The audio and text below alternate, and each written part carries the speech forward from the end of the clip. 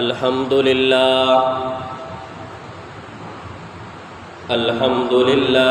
نحمده ونستعينه ونستغفره ونؤمن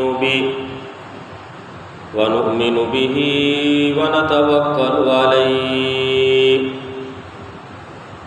ونعوذ بالله من شرور أنفسنا ومن سيئات أعمالنا من يهده الله فلا مضل له ومن يضلله فلا هادي له ونشهد أن لا إله إلا الله وحده لا شريك له ونشهد أن سيدنا وسندنا ومكينا ومدنينا ومولانا محمدا عبده ورسوله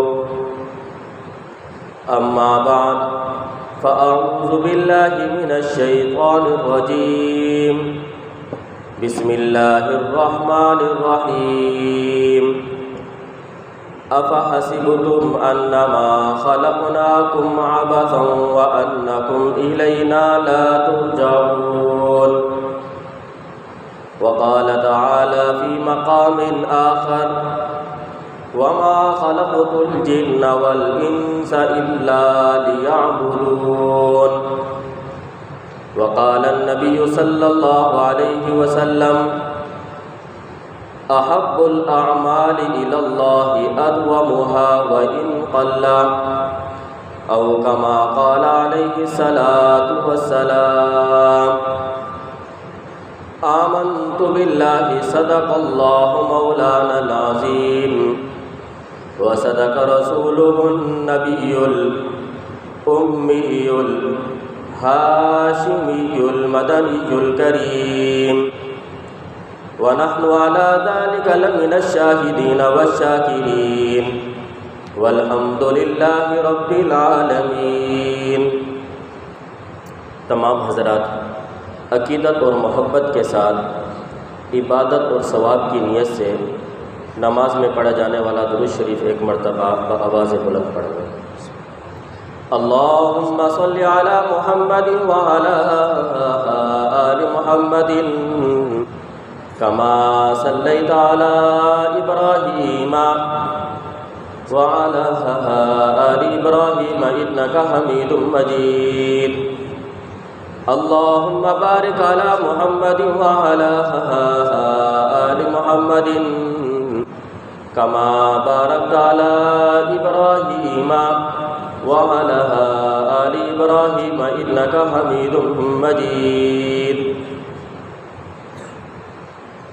نہ دنیا سے نہ دولت سے نہ گھر آباد کرنے سے تسلی دل کو ملتی ہے اللہ کو یاد کرنے سے۔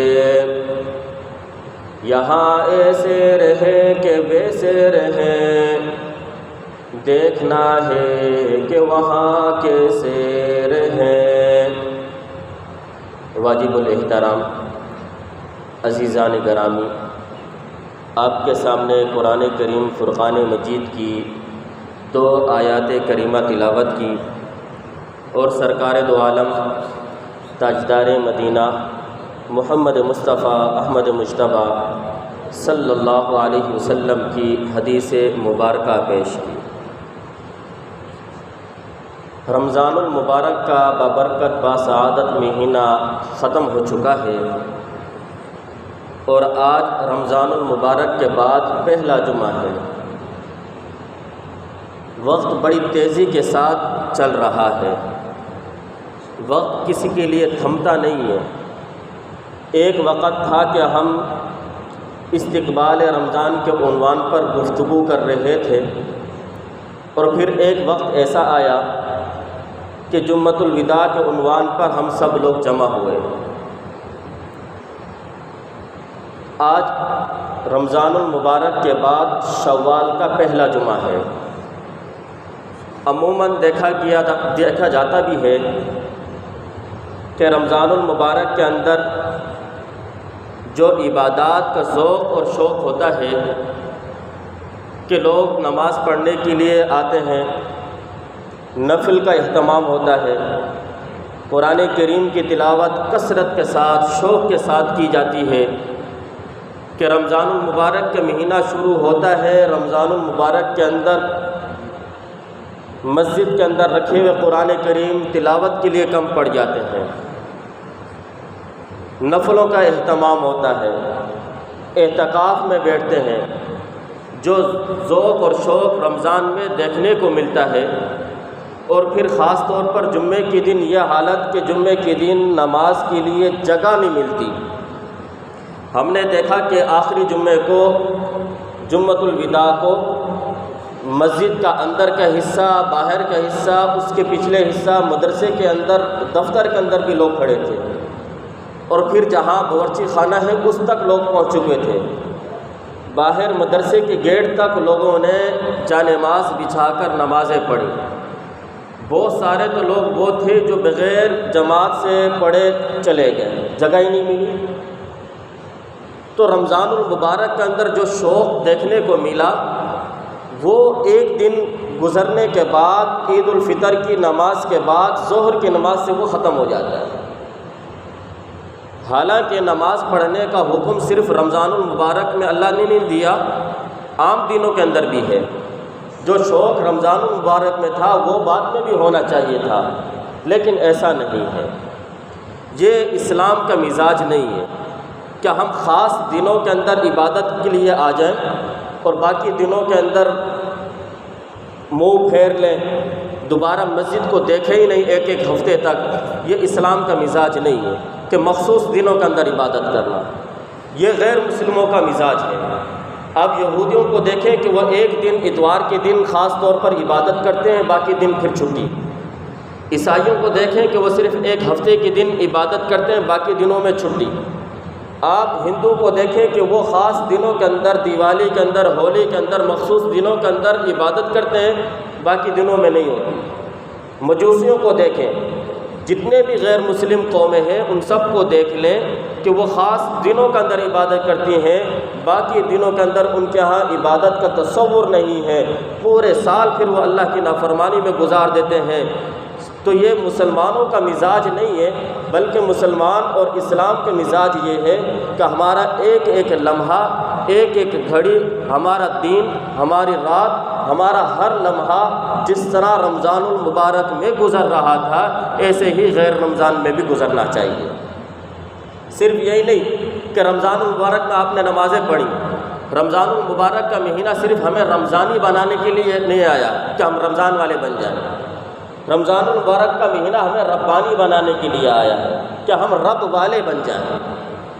حدیث پاک میں آتا ہے، بخاری شریف کی حدیث ہے کہ آپ صلی اللہ علیہ وسلم نے فرمایا، احب الاعمال الی اللہ ادومھا وان قل۔ اللہ کو اعمال میں سے، عبادات میں سے وہ عبادت، وہ عمل زیادہ محبوب ہے جو تھوڑا ہو اور لگاتار ہو، مسلسل ہو، بیچ میں گیپ نہ آئے۔ آپ رمضان المبارک کے اندر اوابین 6 رکعتیں پڑھتے تھے نفل کی، ٹھیک ہے، اچھی بات ہے، لیکن رمضان المبارک کے بعد یہ نہ ہو کہ صرف جو ہے فرض پڑھے، 2 سنت پڑھی، بھاگ گئے۔ آپ 2 رکعت نفل پڑھ لو، لیکن روزانہ پڑھو، 6 نہیں پڑھی جاتی آپ سے۔ تو فرمایا کہ اللہ کو وہ عمل زیادہ محبوب ہے جو تھوڑا ہو لیکن مسلسل ہو۔ یہ نہ ہو کہ جمعے کے دن آئے، پورا دن بیٹھ کر ذکر اذکار میں بیٹھے رہے، نمازیں پڑھی، درود شریف پڑھتے رہے، تلاوت کرتے رہے، پورا ایک ہفتہ پھر چھٹی۔ دوسرا بندہ وہ ہے جو شدید فرائض کی پابندی کرتا ہے اور روزانہ تھوڑا سا قرآن کریم کی تلاوت کر لیتا ہے، 1 صفحہ پڑھ لیتا ہے۔ اللہ کو یہ دوسرا بندہ پسند ہے کیونکہ یہ روزانہ کرتا ہے۔ تو فرمایا، احب الاعمال الی اللہ ادومھا وان قل۔ اللہ کو اعمال میں سے، عبادات میں سے وہ عمل محبوب ہیں جو مسلسل ہوں اگرچہ وہ تھوڑے ہوں۔ آپ کائنات کے اندر غور و فکر کریں، ان فی خلق السماوات والارض واختلاف اللیل والنہار لآیات لأولی الالباب۔ زمین اور آسمان کو پیدا کرنے میں، دن اور رات کے آنے جانے میں عقل والوں کے لیے نشانیاں ہیں۔ آپ دیکھیں کائنات کی جتنی بھی چیزیں ہیں، مخلوقات کے اندر دیکھیں، کائنات کے اندر دیکھیں، ہر چیز اپنے مقصد کے اندر، اپنے کام کے اندر مصروف ہے۔ ہواؤں کو دیکھیں وہ اپنے کام میں مصروف ہے، سورج کو دیکھیں کہ وہ روشنی دینے میں اپنے کام میں مصروف ہے، چاند اپنے کام میں مصروف ہے، دریاؤں کو دیکھیں وہ اپنے کام میں مصروف ہے، سمندر کو دیکھیں اپنے کام میں مصروف ہے۔ وَإِن مِّن شَيْءٍ إِلَّا يُسَبِّحُ بِحَمْدِهِ وَلَٰكِن لَّا تَفْقَهُونَ تَسْبِيحَهُمْ۔ کائنات کے اندر جتنی بھی مخلوقات ہیں اللہ تعالیٰ کی سب وہ تسبیح کر رہے ہیں، وَلَٰكِن لَّا تَفْقَهُونَ تَسْبِيحَهُمْ، لیکن میں اور آپ ان کی تسبیحات کو سمجھتے نہیں ہیں۔ پرندے اپنی بولیوں میں اللہ کی تسبیح کر رہے ہیں، جانور اپنی زبان میں اللہ کی تسبیح اور حمد ثنا میں مشغول ہیں۔ تو کائنات کے اندر جتنی بھی چیزیں ہیں وہ بلا مقصد نہیں ہیں، جس مقصد کے لیے اس کو پیدا کیا گیا ہے وہ اپنے مقصد کے اندر لگی ہوئی ہے۔ ہر چیز، چاہے وہ بڑی سے بڑی چیز ہو، چاہے وہ چھوٹی سے چھوٹی چیز کیوں نہ ہو، ہر چیز اپنے کام میں، اپنے مقصد میں مشغول ہے۔ اور جتنی بھی بے جان چیزیں ہیں جس کو ہم نے بنایا، انسان نے بنایا، مثال کے طور پر یہ مائک ہے، اس کا مقصد کیا ہے؟ یہ میری آواز آپ تک پہنچا رہا ہے، یہ اپنے مقصد کے اندر مشغول ہے۔ یہ پنکھا بنانے کا مقصد ہوا دینا، یہ اپنے مقصد میں مشغول ہے۔ یہ لائٹ کو بنانے کا مقصد روشنی حاصل کرنا، روشنی دینا ہے، اپنے مقصد کے اندر مشغول ہے۔ یہ گھڑی لگی ہوئی ہے، اس کا مقصد وقت کو بتانا ہے، یہ اپنے مقصد کے اندر مشغول ہے۔ اللہ تعالیٰ فرماتے ہیں افحسبتم انما خلقناکم عبثا، کیا تم نے یہ سمجھ لیا میں نے تمہیں بے مقصد پیدا کیا ہے، ویسے ہی پیدا کر دیا؟ نہ وما خلقت الجن والانس الا لیعبدون، ہاں میں نے انسانوں کو، جنات کو اپنی عبادت کے لیے پیدا کیا ہے۔ میں نے انسان اور جنات کو اس لیے پیدا کیا تاکہ میرے سامنے سجدہ ریز ہو سکیں، تاکہ یہ میرے سامنے اپنا سر جھکا سکیں، یہ میری عبادت کریں، میرے حکموں کو بجا لائیں، میرے محبوب کے نبی کے طریقوں پر چلنے والے بن جائیں۔ تو کوئی چیز بے مقصد نہیں ہے۔ انسان کے بنانے کا مقصد یہ نہیں سمجھے کہ صرف ہمیں اس لیے پیدا کیا کہ ہم جانوروں کی طرح 2 ٹائم 3 ٹائم کھائیں گے پھر سو جائیں گے، یہ جانوروں کا کام ہے، انسانوں کا کام نہیں ہے۔ تو کہا کہ انسان کو بے مقصد پیدا نہیں کیا، بلکہ اس کا بھی بنانے کا مقصد ہے۔ وہ کیا ہے؟ وہ اللہ کی عبادت کرنا ہے، وہ اللہ کے حکموں کو بجا لانا ہے، وہ اللہ کے سامنے سجدہ ریز ہونا ہے، تاکہ یہ لوگ میری عبادت کریں، میری یاد میں مشغول ہو جائیں، اپنے اس وقت کو قیمتی بنا لیں، اپنی آنے والی زندگی، دائمی زندگی، جنت کی زندگی، جنت کے میوے، جنت کے پھل، جنت کی نعمتیں، جنت کی شراباً طہورا، جنت کی حوریں جو ان کے انتظار میں ہیں، یہ ان سے مستفید ہو سکیں، اس لیے میں نے ان کو پیدا کیا ہے۔ تو یہ بے مقصد نہیں ہے۔ اس لیے عبادات صرف رمضان کے ساتھ محدود نہ ہو، ہمارا مقصد ہر وقت اللہ کے حکم کو بجا لانا ہے۔ آپ دیکھیں مؤذن جب اذان دیتا ہے اللہ اکبر اللہ اکبر، آپ نے کبھی غور کیا کہ یہ الفاظ کیا کہہ رہا ہے؟ یہ کیا کہہ رہا ہے؟ اللہ اکبر اللہ اکبر، اللہ سب سے بڑا ہے، اللہ ہی احکم الحاکمین ہے۔ تم سمجھتے ہو کہ میں نے دکان کھولی اب روزی میرے پاس دوڑی بھی آئے گی؟ کہا کہ نہیں، روزی دینے والی ذات اللہ کی ہے، اللہ کے حکم سے گاہک تمہارے پاس آئے گا۔ تم دکان کھول کر یہ مت سمجھو کہ روزی میرے پاس آ جائے گی۔ اب اللہ کے حکم، جب اذان کا وقت ہو جائے دکان بند کر، اللہ کے سامنے سجدہ ریز ہو جا، اب دوبارہ جا کر کھول، اللہ لوگوں کے دلوں کے اندر بات ڈالیں گے، جاؤ اس کے پاس جا کر خرید لو۔ اللہ اکبر اللہ اکبر۔ ایک آدمی پریشان ہے، ایک آدمی مصیبت میں ہے، ایک آدمی غم میں ہے، ایک آدمی بیماری کے اندر ہے، ادھر سے مؤذن کی آواز آتی ہے اللہ اکبر اللہ اکبر۔ اے مصیبت میں پڑے ہوئے انسان، اے مشکل میں پڑے ہوئے انسان، اے بیماری میں پڑے ہوئے انسان، اللہ سب سے بڑا ہے، تو کیوں پریشان ہے؟ تو کیوں مصیبت میں پریشانی میں مبتلا ہے؟ تجھے بیماری آئی ہے تو اللہ اس کو دور کرنے والا ہے، آجا اللہ کی طرف، حی علی الصلاۃ، آجا نماز کی طرف، حی علی الفلاح، آجا کامیابی کی طرف۔ کبھی غور کیا 5 وقت اذان سنتے ہیں لیکن ہمارے کان پر جوں تک نہیں رہی، پتہ ہی نہیں ہوتا، احساس ہی نہیں ہوتا کہ مؤذن کے کہنے کا مقصد کیا ہے۔ اپنے وقت پر اذان دے رہا ہے، ہم سے پیسوں کا مطالبہ نہیں کرتا مؤذن، ہم سے کسی قسم کا مطالبہ نہیں کر رہا۔ اگر وہ چاہتا تو وہ بھی دکان لگا سکتا تھا، اگر چاہتا تو وہ بھی کاروبار کر سکتا تھا، ہم سے زیادہ وہ کمانے والا نہیں ہے، لیکن اللہ کے در کی طرف، اللہ کی طرف تم سب کو بلا رہا ہے۔ آ جاؤ اصل اپنے رب کی طرف، اپنے پیدا کرنے والے کی طرف۔ اللہ ہی ہے جو تمہیں دینے والا ہے، اللہ ہی جو سب سے بڑا ہے۔ تو اس کو ہم نے سوچنا ہے کہ یہ مؤذن کیوں اذان دیتا ہے۔ پھر جب ہم نماز نہیں پڑھتے تو پھر کیا ہوتا ہے، ہمارے حالات کے اندر کیسی پریشانیاں مصیبتوں میں پڑے ہوتے ہیں، پھر آ کر ہم شکوے کرتے ہیں۔ مولانا صاحب کسی نے ہو سکتا ہے کہ میرے کاروبار کو بند کروا دیا ہے، کسی نے جادو کر دیا ہے، لگتا ہے کہ میرے اوپر اثرات ہو گئے ہیں، مولانا صاحب کوئی تعویذ دے دو، بیوی ناراض ہو گئی ہے، مولانا صاحب بیوی بات نہیں مانتی، مولانا صاحب بچے نافرمانی پر اتر آئے، مولانا صاحب بچے بات نہیں مانتے۔ پھر یہ شکوے کرتے ہوئے نظر آتے ہیں۔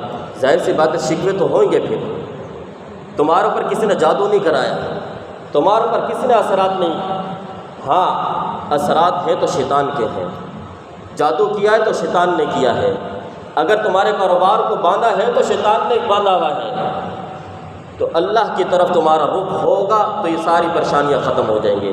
حدیث قدسی ہے، ترمذی کی روایت ہے، اللہ تعالیٰ نے فرمایا، جناب رسول اللہ صلی اللہ علیہ وسلم فرماتے ہیں کہ اللہ تعالیٰ فرماتے ہیں، یا ابن آدم، اے آدم کی اولاد، تفرغ لعبادتی، تو اپنے آپ کو میری عبادت کے لیے فارغ کر لے، تو اپنا وقت میری عبادت کے لیے نکال لے، اپنے آپ کو میری عبادت کے لیے فارغ کر لے، اپنے لیے میرے لیے اپنا تھوڑا سا وقت نکال لے۔ یا اللہ اگر میں اپنے وقت میں سے تھوڑا سا وقت آپ کی عبادت کے لیے نکالوں گا، آپ کے لیے وقت نکالوں گا، تو مجھے کیا حاصل ہوگا؟ تو اللہ فرماتے ہیں، املا صدرک غنیٰ، املا صدرک غنیٰ، کہ میں تیرے سینے کو غنی کر دوں گا، میں تجھے مالدار کر دوں گا، میں تجھے مالدار کر دوں گا، میں تجھے غنی کر دوں گا، میں تیرے سینوں کو اتنا وسیع کر دوں گا، غموں کو اس سے دور کر دوں گا، پریشانیوں سے تیرے دل کو پاک کر دوں گا۔ اور دوسرا، اسد فقرک، تیرے فاقہ کو دور کر دوں گا، تیری تنگ دستی کو دور کر دوں گا، تیری پریشانیوں کو دور کر دوں گا۔ پھر تجھے سوتے وقت نیند کی گولیاں نہیں کھانی پڑیں گی، پھر تجھے سونے سے پہلے کسی سے مالش کروانے کی ضرورت نہیں کہ مجھے آرام حاصل ہو جائے۔ وَإِلَّا تَفْعَلْ، اور اگر تو اپنی سرکشی سے باز نہ آیا، اگر تو اپنی تکبر سے باز نہ آیا، اگر تو اللہ کی نافرمانی سے باز نہ آیا، تو میں پھر تیرے سینے کو، تیرے ہاتھوں کو، تیرے جسم کو بیماریوں سے بھر دوں گا، تیرے جسم کو میں پھر فاقوں سے بھر دوں گا۔ پھر وَلَمْ أَسُدَّ فَقْرَكَ، دوسرا نقصان یہ ہوگا، تجھ سے کبھی تو مال کے پیچھے بھاگے گا، مال کمائے گا، مال حاصل نہیں ہوگا، پیسے کے پیچھے بھاگے گا، پیسہ نہیں ملے گا تجھے، زندگی بھر تو لوگوں کے پاس جا کر تعویذ لیتا رہے گا، میرے کاروبار میں برکت ہو جائے، نہیں ہوئے گی، اس لیے کہ تو اللہ کو ناراض کر بیٹھا ہے۔ تو یہ سمجھ رہا ہے کہ اللہ کو ناراض کر کے مخلوق مجھ سے راضی ہو جائے، بیوی میری راضی ہو جائے، بچے مجھ سے محبت کرنے لگ جائیں، رشتہ دار مجھ سے محبت کرنے لگ جائیں، لوگ مجھ سے محبت کرنے لگ جائیں، ایسا نہیں ہو سکتا۔ شیخ عبدالوہاب شعرانی رحمۃ اللہ علیہ نے ایک واقعہ لکھا ہے، کسی نے ایک اللہ والے کو دیکھا، ایک بزرگ کو دیکھا کہ وہ شیر پر سوار ہے اور ہاتھ میں سانپ ہے، اور وہ کوڑے کے طور پر، ڈنڈے کے طور پر، عصا کے طور پر رکھا ہوا ہے، اور وہ شیر پر سوار ہو کر بزرگ جا رہے ہیں۔ تو کسی دیکھنے والے نے پوچھا، اے اللہ کے بندے، یہ جانور جو انسان کو چیر پھاڑ کرنے والا ہے، انسان کو کھانے والا ہے، یہ سانپ جو انسان کا دشمن ہے، انسان کو مارنے والا ہے، اس سے تیری دوستی کیسے لگ گئی؟ یہ تجھے کیسے نقصان نہیں پہنچاتے؟ تو اس اللہ والے نے کہا، جب سے میں نے اللہ کی ماننی شروع کی ہے، اس وقت سے مخلوق میری اطاعت میں لگ گئی ہے، جب سے میں نے اللہ کی ماننی شروع کی ہے۔ حسن بصری رحمۃ اللہ علیہ فرمایا کرتے تھے، جب مجھ سے کوئی گناہ ہو جاتا ہے، جب مجھ سے کوئی ایسی غلط بات ہو جاتی ہے، اس کا اثر میں اپنی سواری اپنے گھوڑے میں دیکھتا ہوں، محسوس کرتا ہوں۔ جب میں گھوڑے پر سوار ہوتا ہوں مجھے پتہ چل جاتا گھوڑا بیٹھنے نہیں دیتا، وہ بدکتا ہے، وہ اچھلتا ہے، وہ صحیح چلتا نہیں ہے، مجھے پتہ چل جاتا ہے کہ مجھ سے کوئی نہ کوئی غلطی ہوئی ہے، آج یہ میرے قابو میں نہیں ہے، تو اس کا اثر میں اپنے جانوروں میں محسوس کرتا ہوں۔ اس لیے میرے دوستو، رمضان المبارک کا مہینہ تو آیا تھا، لیکن ہمیں یہ رمضانی بنانے کے لیے نہیں، ربانی بنانے کے لیے۔ رمضان المبارک کا مہینہ یہ تربیت کے لیے آیا تھا۔ لوگوں، جس طریقے سے تم اس رمضان المبارک کے اندر عبادات اللہ کے سامنے جھک جاتے ہو، یہ کوئی مشکل کام نہیں ہے، اللہ کے حکم کو سمجھ کر آئے تھے، باقی دنوں میں بھی تم آ جاؤ۔ ہر چیز کی ایک تربیت ہوتی ہے۔ آپ فوج میں جائیں، پولیس میں جائیں تو اس کی ٹریننگ ہوتی ہے۔ اس سے پہلے جب ٹریننگ 3 مہینے کی ہے، کسی جگہ پر 40 دن کی ہے، کسی چیز کی 2 مہینے کی ہے، کسی کی 1 مہینے کی ہے، مختلف کورس، ہر چیز کی ایک ٹریننگ ہوتی ہے۔ تو ہمارے لیے یہ رمضان المبارک کا مہینہ، یہ ہمارے لیے تربیت کا مہینہ آیا تھا، ہمیں سکھلانے کے لیے آیا تھا۔ جس طریقے سے رمضان المبارک کا اندر تم عبادت صرف اس لیے کرتے تھے کہ اللہ کا حکم ہے، گناہوں سے اس لیے بچتے تھے کہ اللہ کا حکم ہے، باقی دنوں میں بھی تم نے نمازیں اس لیے پڑھنی ہیں کہ اللہ کا حکم ہے۔ تو شوال المبارک کا مہینہ ہے۔ آپ صلی اللہ علیہ وسلم نے فرمایا، جو شخص رمضان المبارک کے روزے رکھنے کے بعد شوال المکرم کے اندر 6 روزے رکھ لے، عید الفطر کا دن چھوڑ کر باقی دنوں میں، عید الفطر کا دن پہلا دن چھوڑ کر باقی شوال کے دنوں کے اندر جو آدمی 6 روزے رکھ لے تو اس کو پوری زندگی روزے رکھنے کا ثواب ملے گا۔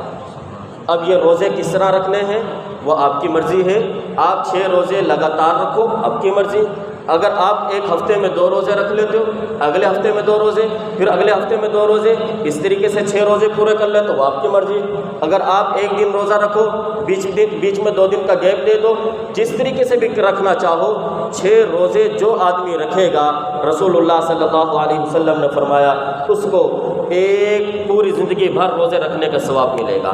اور ایک روایت میں یہ بھی آتا ہے کہ اللہ تعالیٰ اس کے تمام گناہوں کو معاف فرما دیں گے۔ تو اس پر بھی آپ اہتمام کریں۔ رمضان المبارک کا مہینہ ابھی گزرا ہے، ابھی روزے رکھنا ہمارے لیے مشکل نہیں ہے، عادت سی بنی ہوئی ہے، تو اس ثواب کو حاصل کرنے کے لیے اس پر آپ عمل کریں۔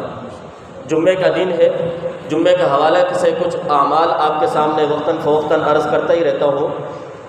مصنف ابن ابی شیبہ یہ حدیث کی کتاب ہے، امام بخاری رحمۃ اللہ علیہ کے استاد ہیں۔ حدیث نمبر اس کی 6521 حضرت اسماء بنت ابی بکر رضی اللہ عنہا سے روایت ہے۔ آپ صلی اللہ علیہ وسلم نے فرمایا کہ جو آدمی، چونکہ آج کل حالات جو ہمارے کراچی کے بالخصوص چل رہے ہیں، فتنے فساد کے، اور آئے دن جو ہے ڈکیٹی ہو جاتی ہے، آئے دن پتہ ہی نہیں چلتا کہاں سے گولی آئی، کس کو لگی، تو پریشانی والے حالات ہیں۔ اس کے مطابق جو ہے یہ حدیث میں آپ کے سامنے بیان کر رہا ہوں۔ آپ صلی اللہ علیہ وسلم نے فرمایا کہ جو آدمی جمعے کے دن جمعے کی نماز پڑھنے کے بعد اپنی جگہ پر بیٹھا رہے، اپنی جگہ پر بیٹھا، جیسے کہ تحیات کی صورت میں ہم بیٹھے ہوئے ہوتے ہیں، پھر اس کے بعد جو ہے وہ اٹھنے سے پہلے 7 مرتبہ الحمدللہ رب العالمین سورۃ الفاتحہ مکمل پڑھ لے، سورۃ الفاتحہ 7 مرتبہ مکمل پڑھ لے، پھر اس کے بعد 7 مرتبہ سورۃ الاخلاص یعنی قل هو اللہ احد اللہ الصمد لم یلد ولم یولد ولم یکن لہ کفوا احد، یہ سورۃ الاخلاص 7 مرتبہ پڑھ لے۔ پھر اس کے بعد 7 مرتبہ سورۃ الفلق پڑھ لے، جو اس کے بعد کی صورت ہے، قل اعوذ برب الفلق۔ پھر اس کے بعد 7 مرتبہ قل اعوذ برب الناس سورۃ الناس پڑھ لے، یعنی 4 سورت پڑھنی ہے۔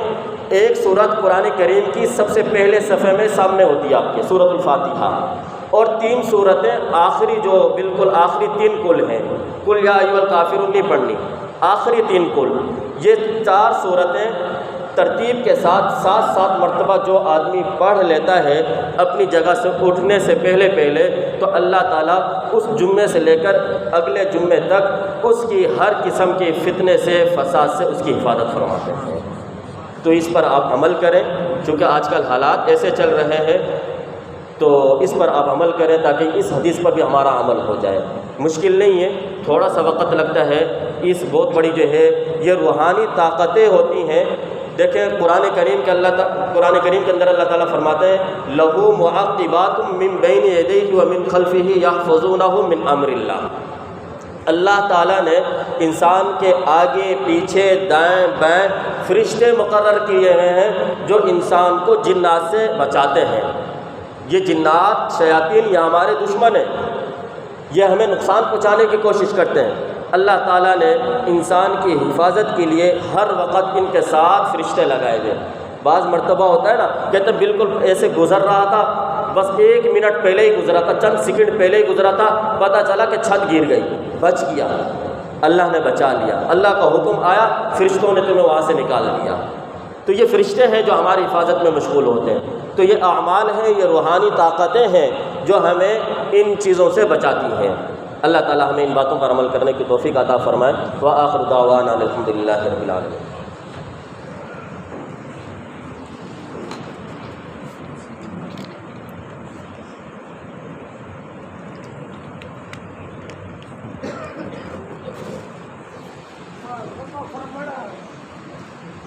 Bueno, más no puede decir,